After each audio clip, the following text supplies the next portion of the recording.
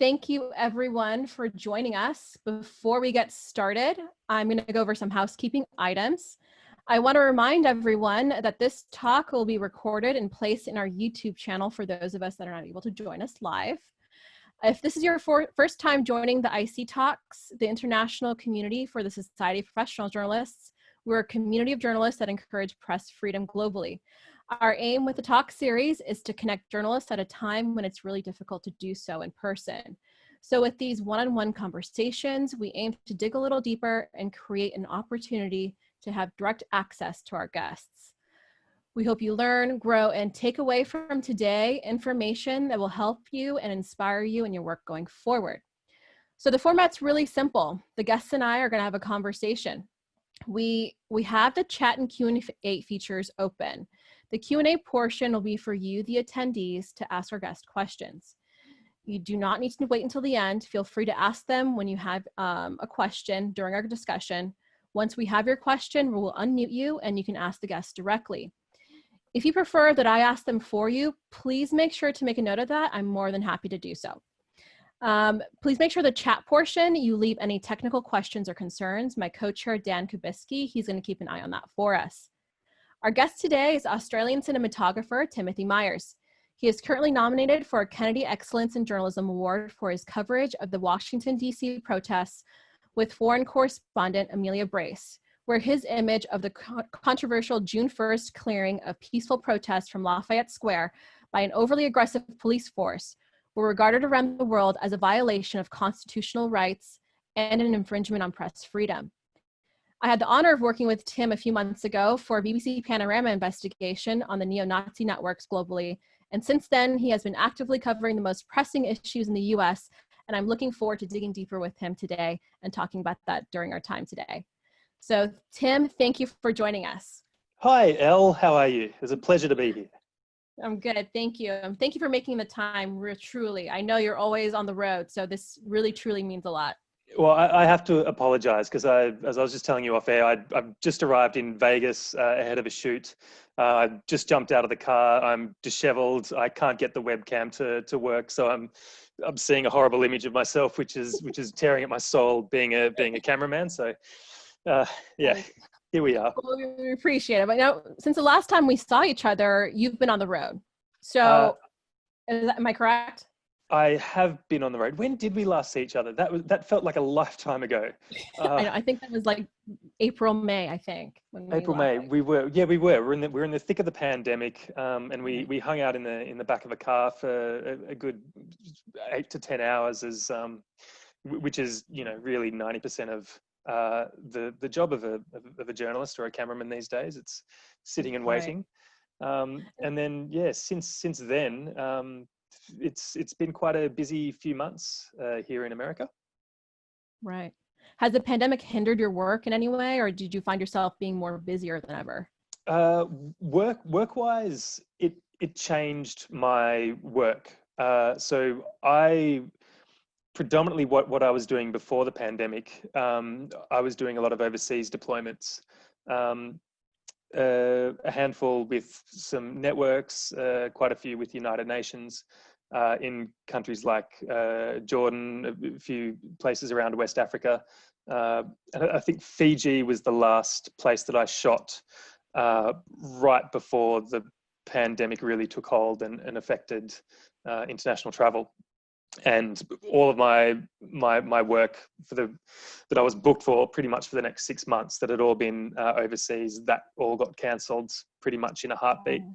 It was quite disheartening, especially as a freelancer, seeing job after job just kind of fall like dominoes. And I was sort of in the same boat as a lot of my colleagues and most people around the world that traveled for work. But what happened, and I was expecting to be pretty quiet, but I suppose what was interesting, being based in America, the US really developed some major news stories. And so having a news background myself, I was sort of retasked or found a lot of work covering all like, I guess the big thing was the June 1st protest after the George Floyd death, the June 1st protest in DC.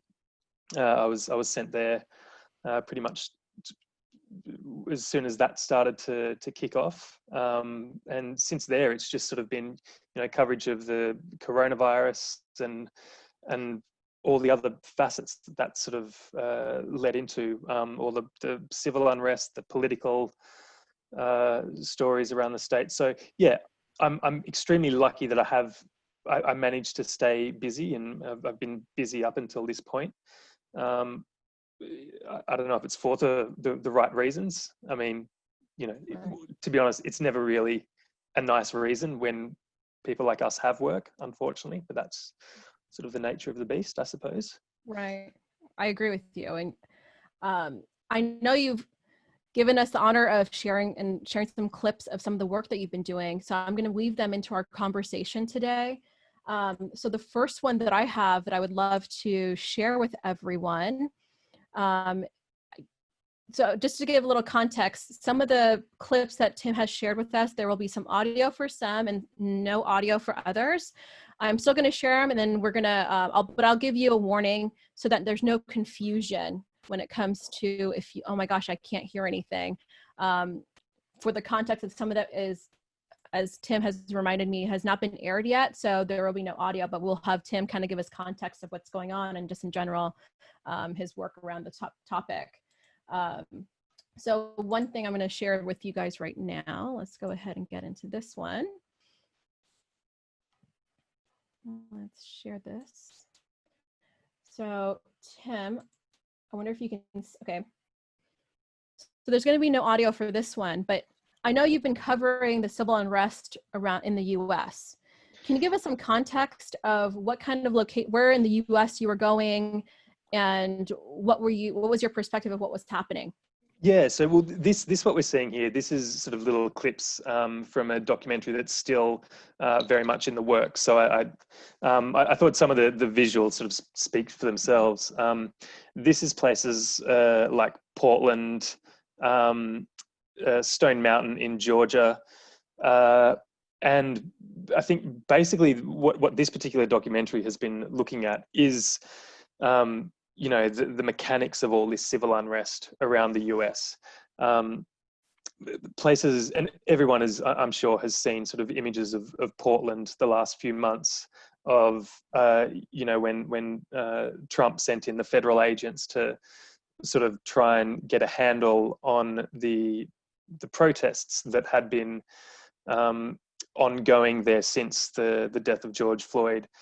And of course, those federal agents did nothing but exacerbate the problem, and it makes for some incredibly dramatic images. But I mean, from what I've seen there, and I've sort of probably spent 2 weeks collectively there now, a lot of late nights out and about, sort of following a couple of case studies that we've been documenting. It's hard to explain for people that aren't there just how unnatural and violent these scenes actually are when they're kind of happening around you, and when you've sort of when you're there on the ground, or when I've been there on the ground to document them. And I guess I'm there as a photojournalist. I fly in, I make contacts, I try and kind of pair up with people that have interesting stories. But these people, these Portlandians, they're out every night. Portland's become famous because they're over 100 days straight of scenes like this. Tear gas, crowd control, munitions, and the people they're protesting,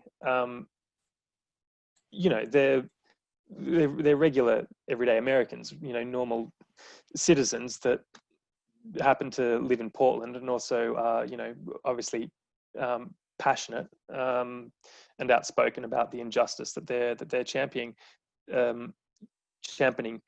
But the thing that has really struck me in being there is,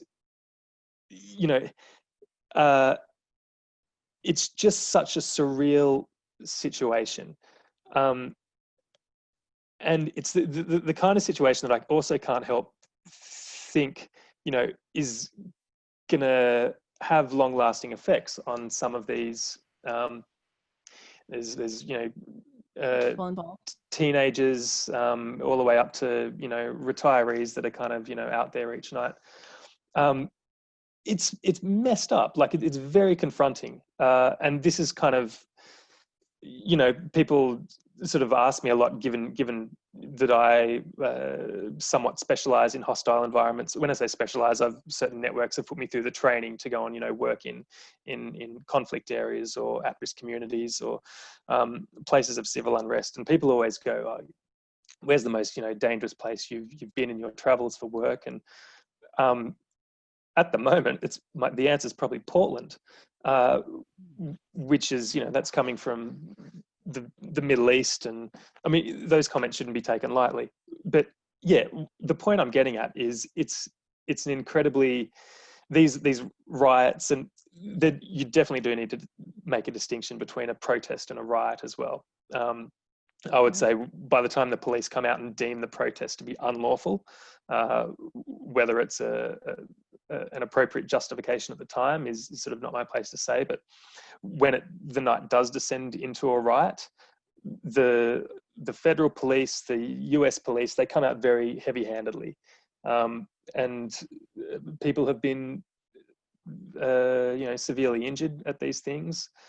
So yeah, it's. So Tim, what do you do to protect yourself in these situations? I mean, it's one thing, like you said, when you're in the Middle East, and I think we've both been in the Middle East at some point, and then now we're here in the US. It seems like, isn't it bizarre to think that you need HEFAT training to be covering events in the US? Like, so what are the steps that you were taking for, especially the places that you've been in? Yeah, bizarre is kind of the right word. Actually, I to be honest, I felt the last time that I was the last time I was in Portland, I've had to go backwards and forwards quite a lot. The last time that I was there, it was after the first death, the first shooting, which resulted in a fatality. And it was also just after I'd been on the East Coast, embedded with one of the militias over there, who were sort of running these sort of paramilitary style camps, doing live fire exercises. And there was, of course, the famous incident a few weeks earlier where there was the negligent discharge. I don't think anyone died there, which was lucky. But at one of these training camps, there was also, I witnessed a negligent discharge. So by that stage, I was wearing full rifle-plated body armor. That, as well as respirator, like a full-on gas mask, and a ballistic helmet, a kind of standard kit, but it's common sense. It's not overkill at all. Everyone's walking around armed. Everyone's walking around, with big guns. And at several well-documented events, the weapons have been fired. So I was kind of, the last time I was in Portland, to answer your question, I felt a little bit resentful that I had to wear this, the camera's heavy enough. And of course, no one wants to be there. Everyone would much rather that these problems didn't exist, but we are all there. I'm there with, however many pounds of camera kit, plus another 20 pounds of ballistic helmet, rifle-plated vest, and a gas mask, which, it's not only is it hot and heavy, it's also impossible to film well, through a big plastic gas mask. So, and I was thinking, the last time I was in the Middle East, I was in Jordan, or West Africa is probably a better example. I was in one of the sort of remote parts of Chad in Boko Haram territory, and we were we were in Boko Haram territory, but I mean, as a protection, we, the risk assessments had all been done. We sort of knew where we were, and we were basically surrounded by the Chilean army as our protection. So I just wore, sensible shoes. Right. That was it. We weren't in armored cars or anything like that. And then I have to go to Portland and wear all this gear. It just, and this is America, which is supposedly the Right. the You don't best expect, country in the right? world. Yeah, it's it's weird. And it's one of those situations as well, because when you do deploy overseas, typically all the checks and balances are done, the risk assessments are done. When you get in country, what the civil and the political situation is, so you know exactly what you're walking into, and it's probably been planned for months as well. Whereas news directors here in the States go, oh, it's kicking off in Portland or wherever, and all of a sudden you're there, and you really have to, if you have that training, and as a freelancer, I actually can't recommend enough, if you have the chance to get some hostile environment training, it just kind of commits a little bit more, things like situational awareness or first aid to muscle memory. So there's sort of one less thing to think about, and you can kind of have a slightly better time, and hopefully nothing goes wrong. You have a slightly better time of staying safe, which absolutely has to be the most important thing of any deployment, is your own personal safety. Oh, absolutely. And, you touch on something really important with the hostile environment training. And also, given the events that have taken place, the protests that you've been involved with, how important do you think it was having the backing of like a major news agency, as opposed to, there were freelancers there, potentially not with big media agencies with their support? Did you find that to be a difference, having that kind of a bigger news agency having that support for you during these past few months? Because I feel as if it was a freelancer, it's a little bit different in the situations we've been in the last couple of, the protests that have happened, especially in the US. Don't you think? Yeah, absolutely. And just to clarify, so I've actually been to all these places as a freelancer. Yeah. It's interesting. Portland specifically is a very interesting case, and I'm sure it's happened elsewhere in the country, but Portland is the one that I can speak to. Going there as press, it was quite interesting. So the city, early on in these protests, I might get this slightly wrong, but roughly the city of Portland took out a restraining order against the Portland Police Bureau, because the Portland Police Bureau were going in very heavy-handedly. They weren't distinguishing at all between protesters, rioters, or members of the press, or legal observers, I believe.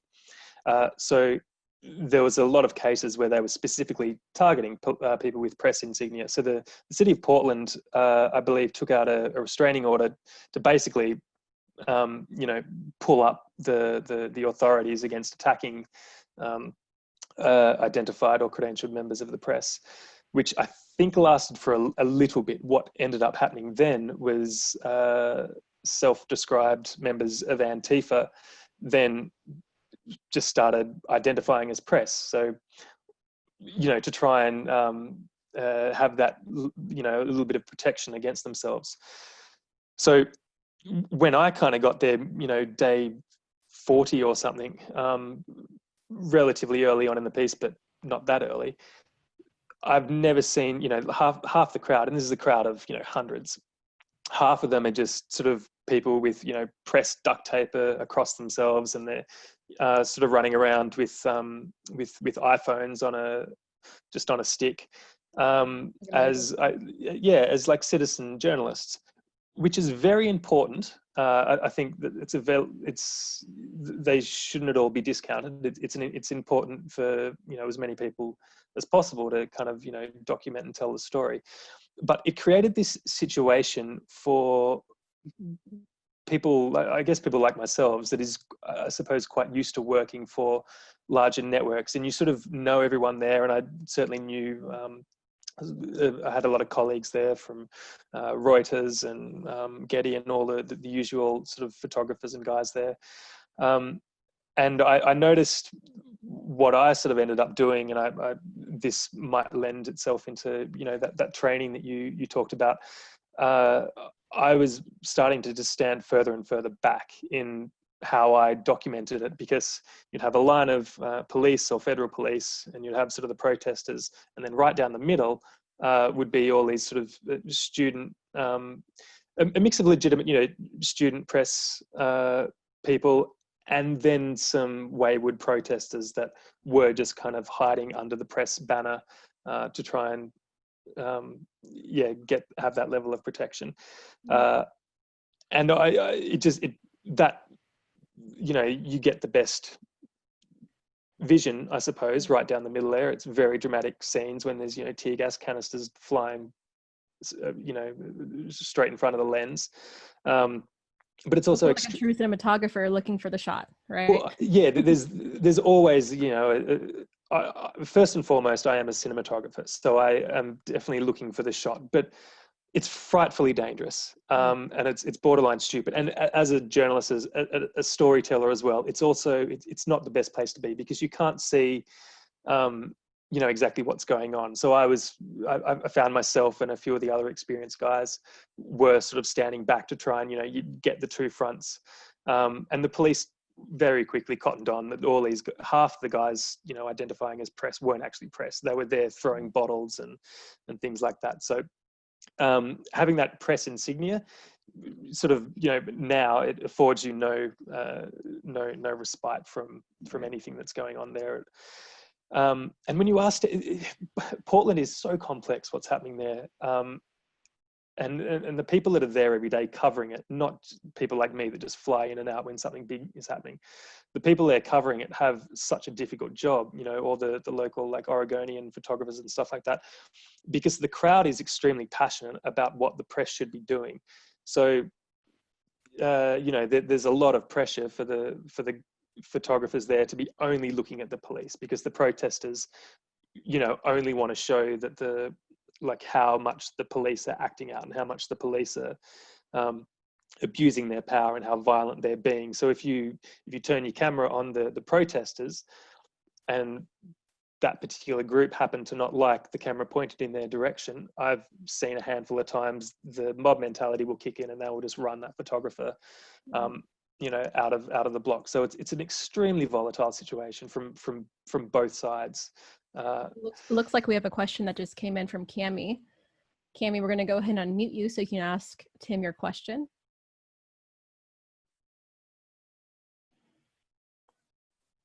Okay, I think I'm on.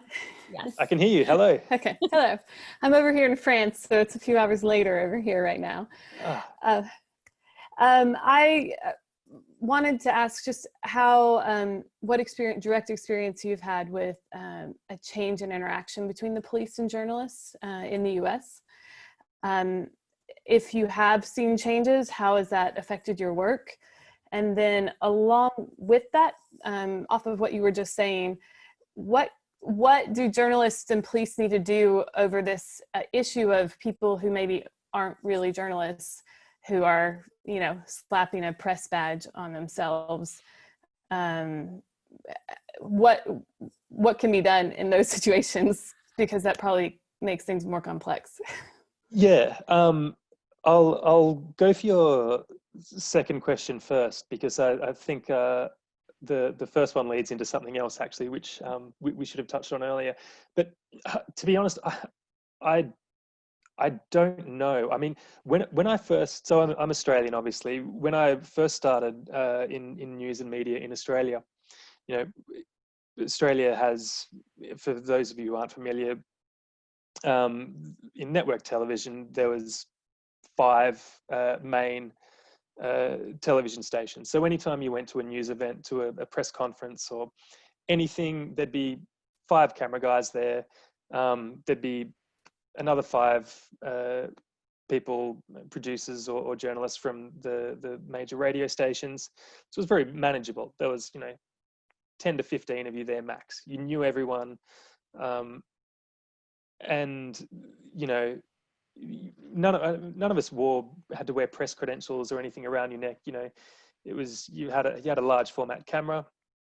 which I still use, which makes you very readily identifiable. But then, bloggers were invented, and the new media, and you don't need a big camera now to be able to tell a story or to be a journalist. So it is becoming increasingly difficult to distinguish who is there legitimately.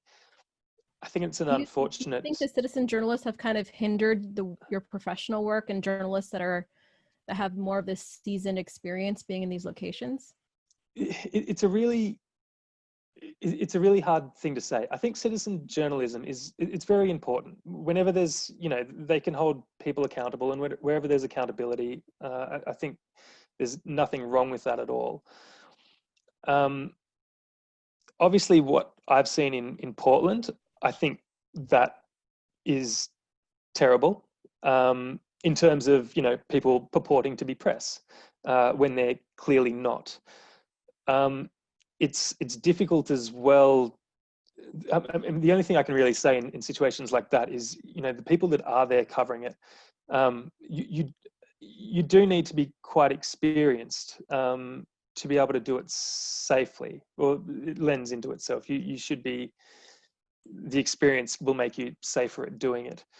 To answer your question, I don't know what should be done really, because on one hand you can't say, no to citizen journalists. You can't tell people that they can't record something. Right. But yeah, maybe legitimate press credentials should be, readily worn, but if you're doing that as well, it has to be respected by the authorities, by the police, which is a whole nother issue here in the US, which was Cammie's first question. Right. And Elle, maybe we should talk about the June 1st incident in Lafayette Square, which is my own experience about I was how actually police about to share that clip. handle the press. How about we share that clip right now, and we'll go into, I think it's a good segue into the following question and answering Cammie's question.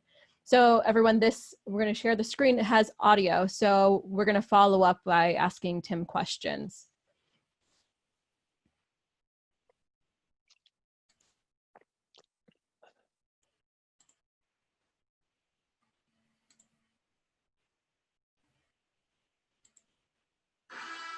From Sydney, 7 News with Mark Ferguson.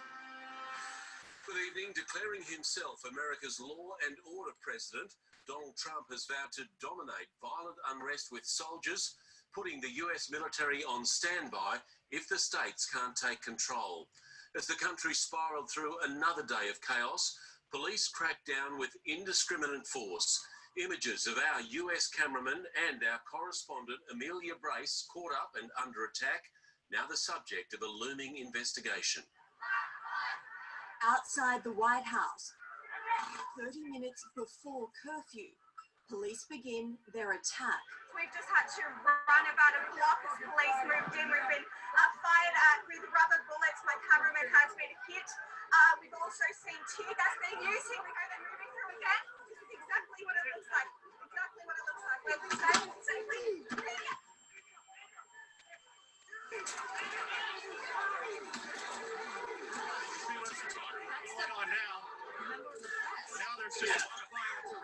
Hit with a shield in the stomach, a punch to the lens. Another officer lashes out with a baton as we run, trying to get out of an early surge. You heard us yelling there that we were media, but they don't care. They've been indiscriminate at the moment. They chased us down that street, and as you see, they were firing these rubber bullets at everyone. There is tear gas, and now we are really surrounded by the police, and you really saw the way that they dealt with my cameraman Tim. They're quite violent, and they do not care who they're targeting at the moment. Hands up, don't shoot! Hands up, don't shoot! The president is watching this. So Tim, I was just getting goosebumps just watching this, because I feel as if I had just seen you right before that incident, and there you were. How does it feel watching that after the fact? I can only imagine what that feels like to see this. Yeah, so that was that was one of those incidents that I never really wanted to be in. To be honest, watching it, the only feeling I've ever really had after it happened was a little bit sheepish. You know, you get it drilled into you that you know, whatever story you're covering, you know, don't become the story. If you're in a disaster zone, you know, covering floods, don't get your car stuck and need to be rescued yourself. If you're happen to be covering civil unrest, don't get bashed by the riot police. But it was just a different situation, you know, like it was so bizarre and so unexpected, and it was a few months ago now, I suppose. Yeah, to be honest, it's actually something I really talked about. It was weird because I got flooded with requests to do interviews, and we were on Don Lemon sort of played the footage, and those pictures went around the world. We were live at the time, so I was contracting for the Channel 7 Network Australia with my very good friend and very talented colleague Amelia Brace. And the story sort of goes, the protests kind of kicked off around the country, and DC.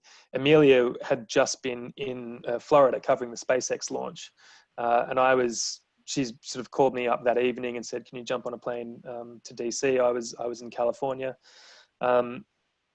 They had Channel 7 had another team in Minneapolis, which, you know, I guess was sort of ground zero at the time for this particular story. And they were properly prepared. They had all the PPE gear.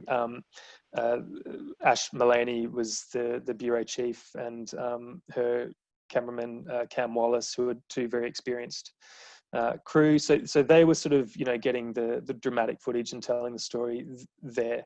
We sort of went to DC to, you know, more cover the political angle.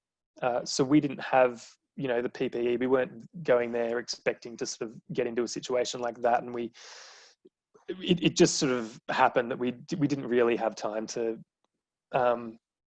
I guess be as prepared as we would have liked to have been. We got some safety goggles and things, but it was more for, you know, coronavirus, and we wanted to be as protected as we could in a big crowd, and that was definitely the sort of one of the bigger thoughts on my mind at the time. It was actually, I think it was the first job that I had done outside since the pandemic. Right. So that particular day, we'd had experience the night before where we'd gone out after curfew, and as credentialed press in DC, we were allowed to do, to the point where the night before we were covering the riots that were happening in DC behind the police lines. We were filming with and talking to different factions of the police, the Secret Service, and the night went off without a hitch. We stayed safe. You know, we got the pictures of the tear gas and crowd dispersals and things like that. The night before was when they set fire to that structure in Lafayette Square. So yeah, there was a lot of emotions and very dramatic pictures and a great sort of story to tell. The next day, the city of DC said curfew has been brought forward to 7 p.m. Or 6 p.m. So Amelia and I made a very conscious decision that we would cover what we needed to do. So with the Australian time difference, we were live on air basically up until about half hour before the curfew, and then we were going to go back to the hotel and reassess what we wanted to do that night. And we had security booked to travel with us that night as well, to a local who could be our back watcher. So this was it was by all means a peaceful crowd. I do have footage of plastic water bottles being thrown at the line of park police when they onto H Street, but they were dressed like riot police. So plastic bottles is, I think it's acceptable. And it led to a congressional hearing, right? So this particular incident that happened to both you and Amelia, can you give some perspective as to why, not just as journalists, but the public should be aware of what's happening here, especially in this particular case? Yeah, I mean, to be honest, Amelia sort of says it well, you know, and in that was her role. Then she was the words person, and I was the pictures person. She ended up testifying in Congress on behalf of the Department of Interior, I believe, which have oversight over the park police. It's weird. This is sort of the semantics of it, but the park police were the ones that came through the crowd with that aggression and that attacked Amelia and I and many other people as well, severely injuring some of them.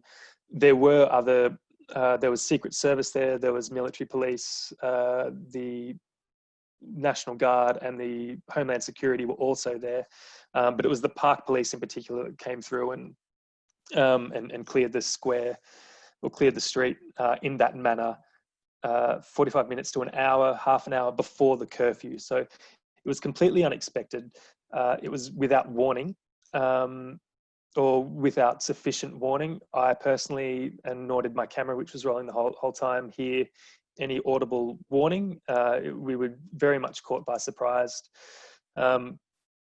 It became then, you know, a bit of a, going back to the safety of it, it sort of became a dynamic risk assessment. You know, we can hear the automatic fire of these less lethal rounds. It's basically a paintball gun that shoots little, instead of paintballs, it's little balls of chemical irritant that are very unpleasant if they burst near you and extremely unpleasant if they hit you directly. So as the crowd kind of started running back, we were sort of 300 yards away from the initial police line. So it wasn't exactly clear what was going on, but it was also very clear that the middle of that crowd where people were stampeding was sort of the big danger. We knew, you know, police obviously weren't firing lethal rounds. So for me in that moment, I was like, we need to sort of get back along the wall, out of the way of the advancing police line. We definitely need to stay away from that stampeding crowd, because that's where you can get severely injured. So we were sort of backed up on a wall around a corner of that structure in Lafayette Square.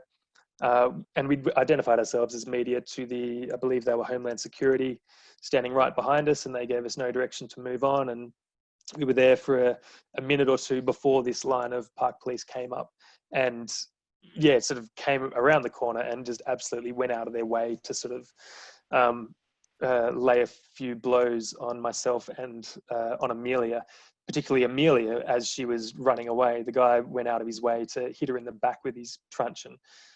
So I can't speak to what was going through his head at that moment, but I think Amelia sort of said it the best when she said that, you know, it was one of those bizarre moments that she'd never had as a journalist. You know, normally when we're in situations like that, when we're in trouble, we would run towards the police.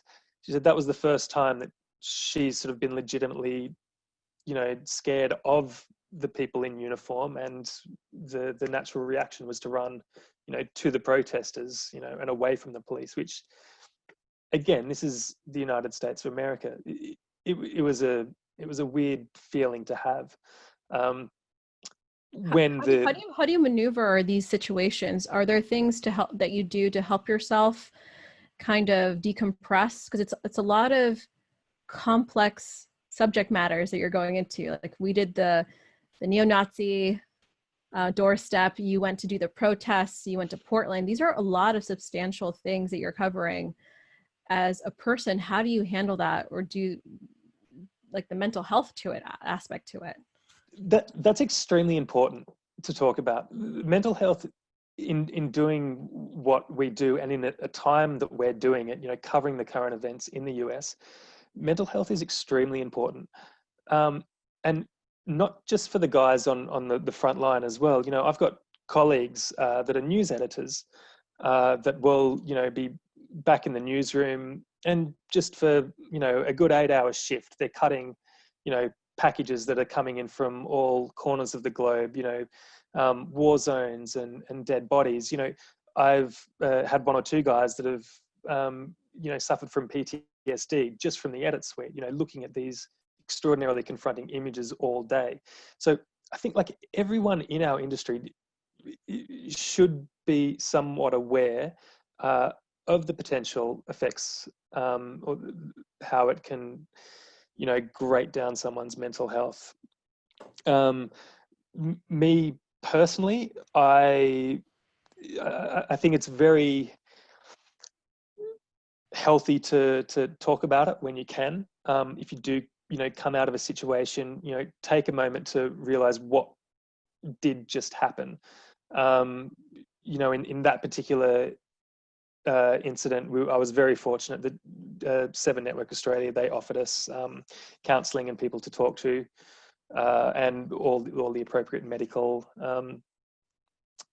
checks as well, because from a doctor's point of view, just seeing that vision, it was Right. blunt force trauma to the abdomen.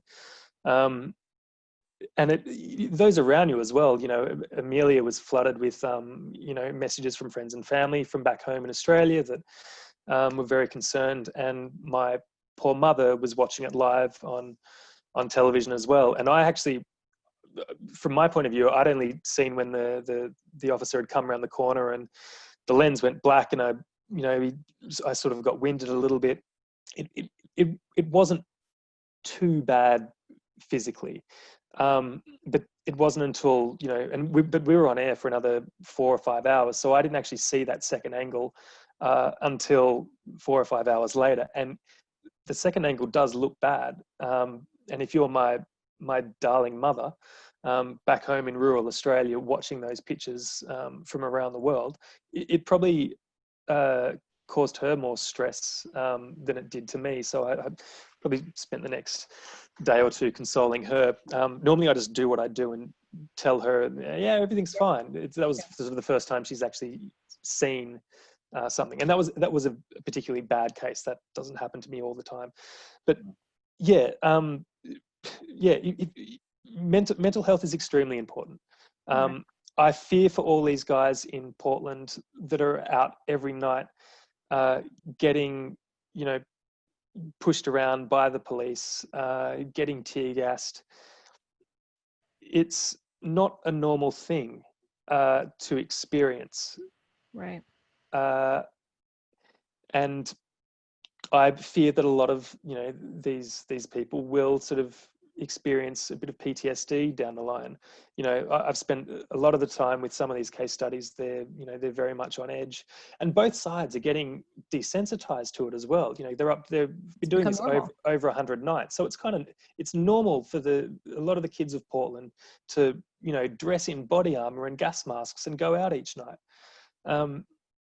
That's not what I know of Portland. Having lived in the US for 6 or 7 years and visited Portland on numerous occasions, and it's beautiful up there. It's so yeah, honestly, I cannot understate, if you do something like this, you have to talk to people. You have to value your mental health as much as your physical health. Have other colleagues, in other parts of the world. We both do well, where they're in situations that can be far more volatile than this. They might have death around them all day. Right. So it can be one of those jobs where it can, seem glamorous and thrill seeking, and people are sort of on the edge of their seats, and a lot of guys do get, I see the appeal in it. Like, a lot of people can get a bit addicted to the lifestyle, Right. and just sort of, chasing, Like thrill seeking, isn't it? Kind of, getting the story, being on the front line, and it's understandable. Well, and it's revered as well. The frontline clubs that are dotted around the world. You kind of have to earn your way into them, and it's something that a lot of journalists, pride themselves into getting through the doors of those places. But you just realize that there can be a cost, and that can be, your mental health as well as your physical health. It looks like we have a question that just came in. Iris, we're going to unmute you so you can ask your question.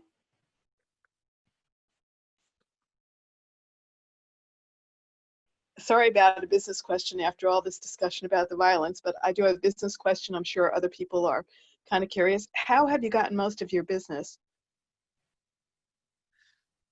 Yeah.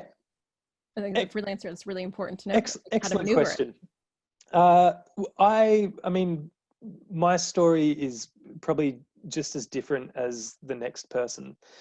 I started off actually as a satellite technician for one of Australia's biggest news networks, and then I eventually transitioned. I was always shooting sport. I sort of grew up shooting sport in the Australian snowy mountains, which is, everyone thinks we're all surfers, but I actually grew up in the snowy mountains, skiing with the camera around on my shoulder, which was a very niche skill to have in Australia.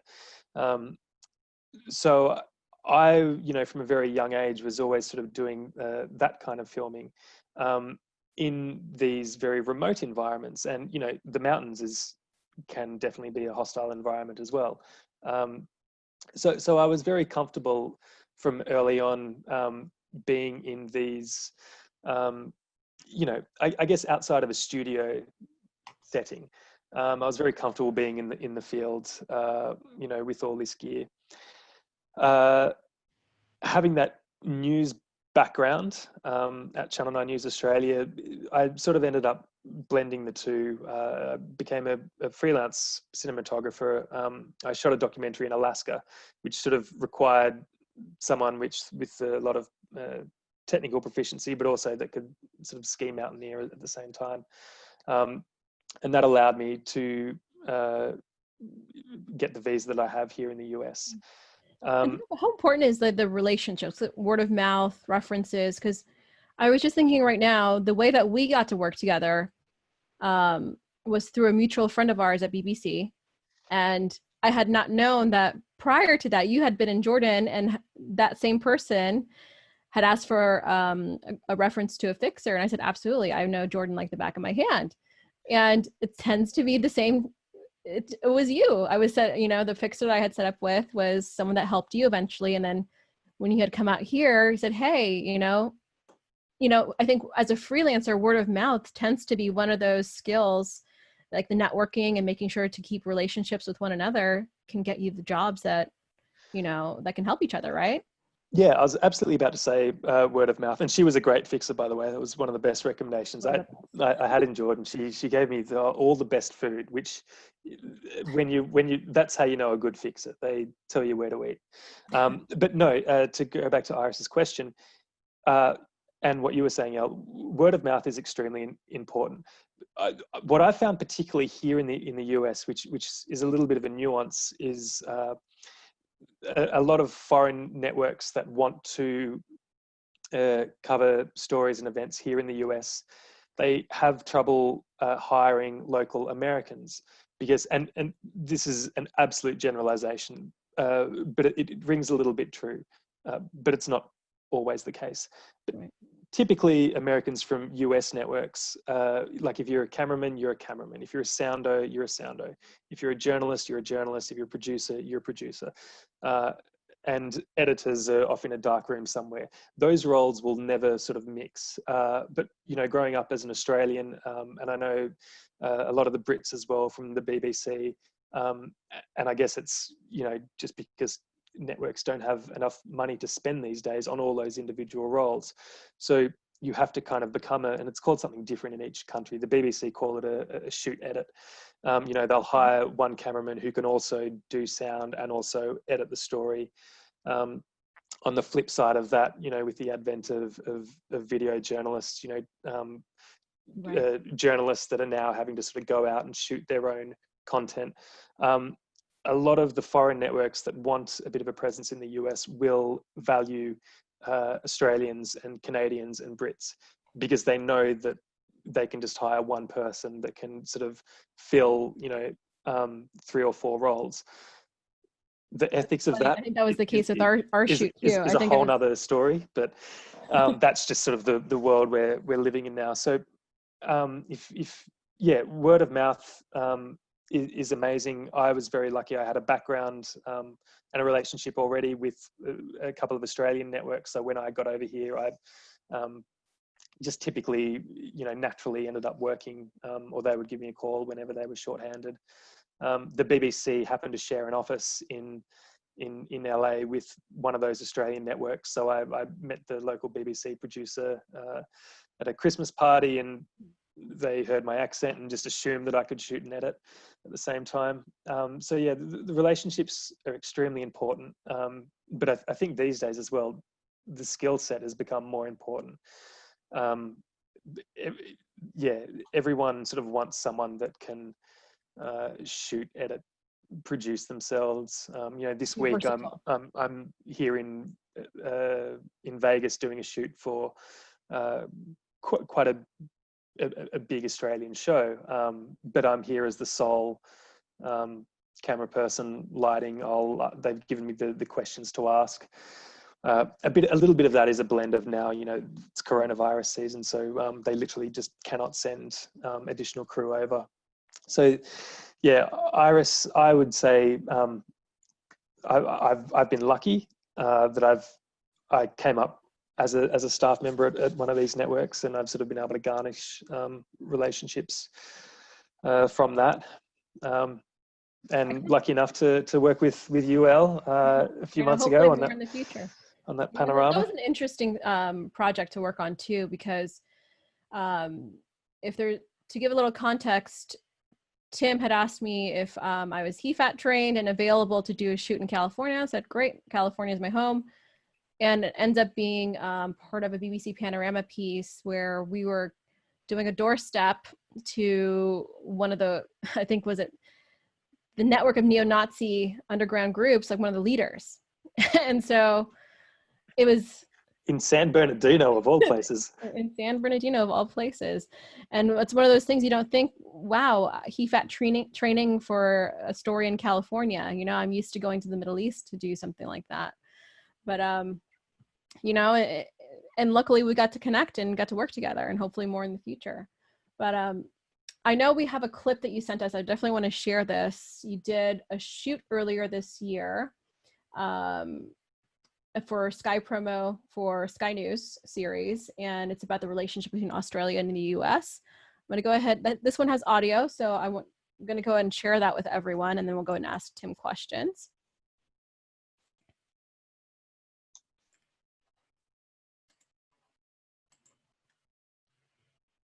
Tonight, a new landmark series. Tiki Fullerton hosts a 6-part special on The Alliance. We're here at the White House. Donald Trump is just taking on The US and Australia's special bond, explored like never before. It's the foundation for everything for us. From our history of shared sacrifice to the challenges of a changing world. what does the special relationship mean? Don't miss The Alliance. Wow. So it's very dramatic. It's very Sky News, that promo.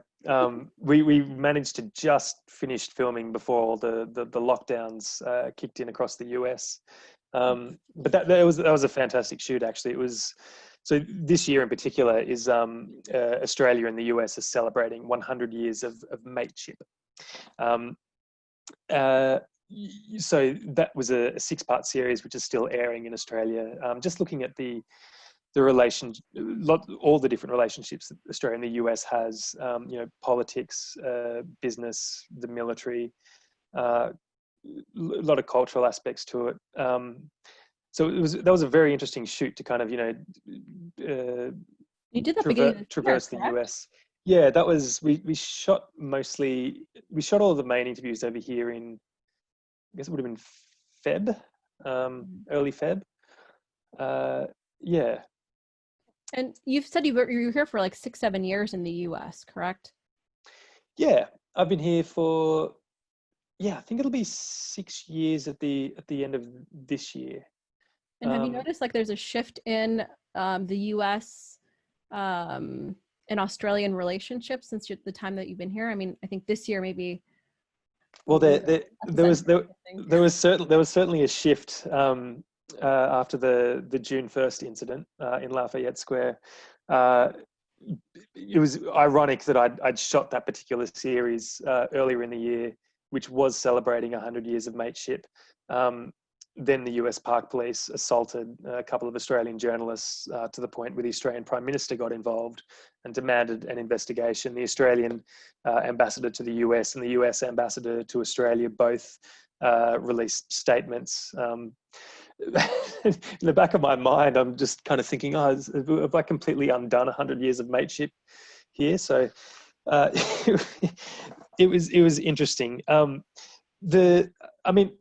probably not the best one to speak about it, but I would say that the actual relationship, with the US is constantly changing. But for the most part, I would say that it's extremely strong and relatively unwavering. Right. I'm giving everyone a quick 5-minute warning. We're towards the end of our talk. If there's any questions that you guys have for Tim, please make sure to get those in. I'd hate to waste those 5 minutes talking about Australian politics. No, no. But I want to make sure we have someone that has their hand raised. Robert, did you have a question that you wanted to ask Tim? We're going to go ahead and unmute you. G'day, Robert.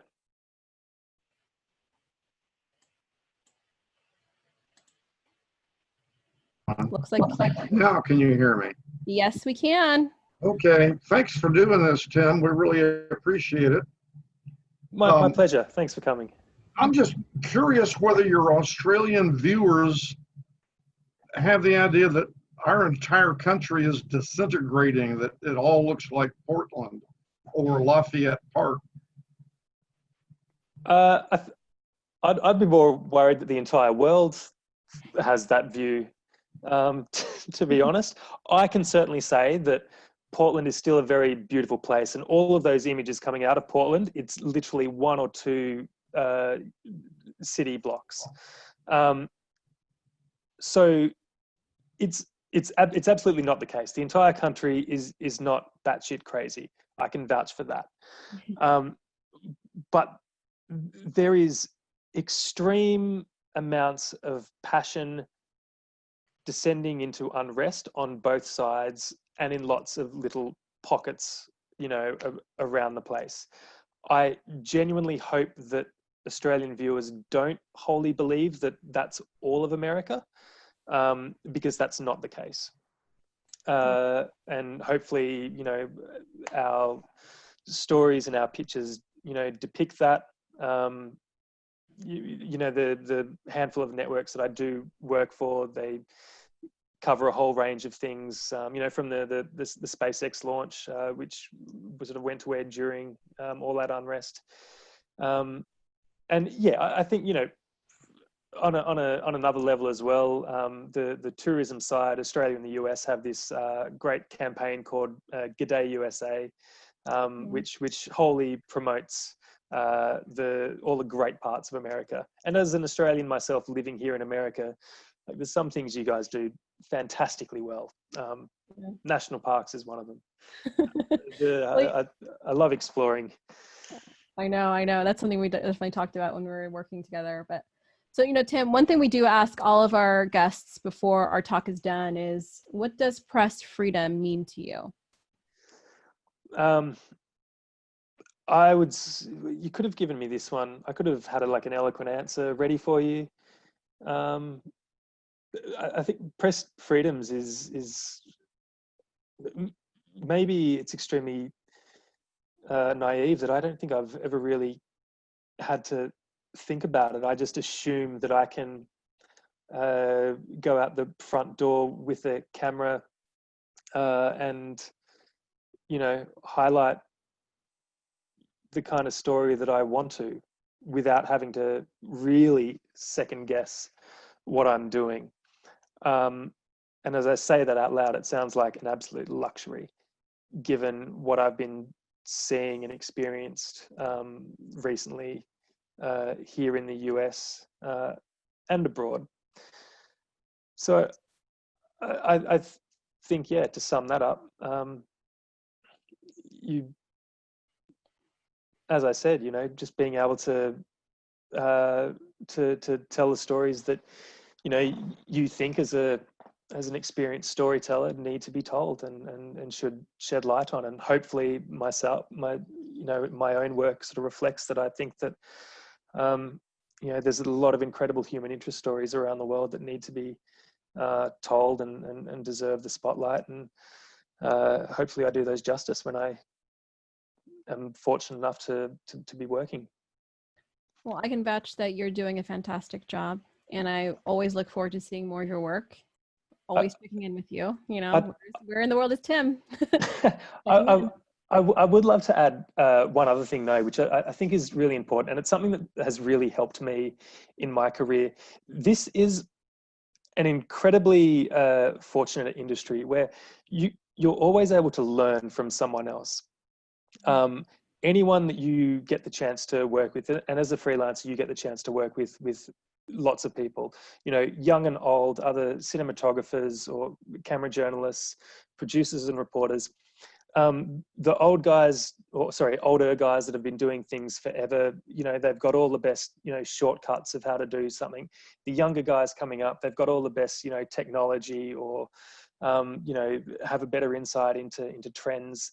So I've always been lucky that I've been surrounded by people where if I ask questions, they will give me the time of day and answer me the best they can. And that is by far the way that I've learnt the most.